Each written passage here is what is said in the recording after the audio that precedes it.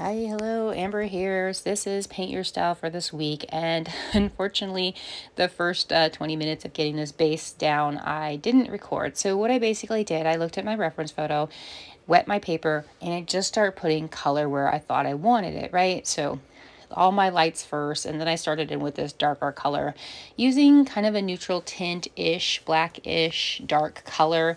You can mix your own, you can use a convenience color, totally up to you. I'm using a combination of two, one handmade paint and then a neutral tint by M. Graham. And so I'm just mixing the two together. And so that's what you see, that little mixture. And sometimes I'll sweep the brown in there because a lot of these colors kind of have a brown, yellow hue, orange hue to them. That's why I wanted to make sure that I'm incorporating those other colors so it all kind of works harmoniously together. And so you'll see me doing that a lot, and I'm not super picky about keeping my paints pure and clean. So you'll see me mixing, you'll see it maybe even becoming a little muddy, and that's all okay for me. It might not be for everybody, but it is for me. So I am working on a square piece of 100% cotton paper. I did tape all my edges. I like that clean edge look. I'm using a mop Shimoni brush to start with here, and I'm using lots of water. I'm not afraid of water, and I'm also rinsing my brush and just using my brush water to kind of move the paint colors around instead of just relying on putting the paint. So I'm picking some paint up here, wiping it on my rag there that I keep nearby at all times. I highly recommend, if you don't have a cloth rag, to grab one. Not paper towel necessarily. If you have cloth rag, I feel like that's even better. Paper towel does work, but cloth rag has been my go-to for the past many years. Since 2018 I've been using cloth, and I really enjoy it. So I am using lots of different colors here. I'm using a kind of an ochre yellow. I'm using a little bit of a lemon yellow. I'm using a little bit of maybe a kind of a Hansa style yellow. I'm also using burnt sienna. I'm using some quinacridone gold. I am using some quinacridone burnt orange. I'm also using quinacridone sienna, and I am using some Van Dyke brown. And did I get them all? I think I got it all. I did use a little bleed proof white way in the end. So here you see me darkening up before I dry. So this layer I'm working on is all the very first layer. I do dry quite a few times here, and it's totally up to you. I do like working in layers because you can get that depth a little bit better that way versus just trying to get all in one or two sweeps. I do like to do it even more times than that, even though I fought layers for the longest time. So what I'm doing here, and I didn't realize my shape does kind of end up looking like a swirl. I didn't mean for it to do that. I wasn't staying super true to the reference, but I was definitely using the reference to try to get the values and the overall feel of the colors. I wasn't so much being like, okay, I must have this exact cloud formation here or there, right? Because that's just putting too much pressure on somebody. Don't do that to yourself. If you're doing this, or if you want to do this and you're overwhelmed, just work on getting those colors down in a way that makes you happy. Work on keeping those lights bright, right? Work on getting those darks really dark next to the lights. Okay, so I did completely dry with a heat tool or letting it dry naturally. I did spray my paper down again. I did grab a rigger here. This is Plina Bright's rigger. I wanted something a little bit smaller so that I can work on dropping in hints of color within those colors, right? There's so many colors. If you look deeply, if you look at this picture, close up and you really kind of study the picture, there's so many different values of yellows and browns and oranges, and they're all intermingling so well. And so I was trying really hard to kind of work on that, hence the rigger with a smaller brush, so that I can really kind of get little hints of these colors in all over the place, right? So this is what I spend a lot of time doing, is just dropping in little bits of these colors and letting them all harmonize together and work together versus like, okay, here's a little orange spot. Okay, here's a yellow spot, right? I'm dropping tiny bits of brown, and yes, it's just, I mean, it's literally tiny little bits of brown in each spot, tiny bit of orange, tiny bit more yellow, maybe picking up a little bit color, maybe dropping in some mixed up lighter dark blackish color that's kind of left over my palette, smearing all the colors together and dropping that in some of those places and letting all those colors really mix together and just kind of work together and not against each other. I feel like something like this could very quickly get overpowered by the black, or trying too hard to separate the colors. You really want them to kind of bleed together and blend, but you also want to be careful and not let that black overtake, right? So I do probably recommend not necessarily using a black. I would definitely go with more of a darker color, maybe with some brown in it, but you could mix a little bit of black in there as well. But you want to be careful again. So when I do add the darker color like I did on that left-hand side, I start at the edge and slowly work that color in. I'm slowly building up that darker color so it doesn't overtake too fast, or, you know, because once you get that darker color mixed in with those oranges and yellows, you are going to lose some. You can pick some color up, but you're going to lose some. So that white spot in the middle, I do a few times, actually quite a few times, I end up dropping little tiny bits of a little bit of gray in there. This time I use a little bit of blue, and I didn't love the blue because I haven't used blue yet, right? So there's no point in me adding blue. So I end up kind of working that out and kind of rinsing it, and you'll see me pretty much get rid of it here. But each little bit you add does leave a little bit left over, right? So you're just building that up. You're building that texture. You're building that depth.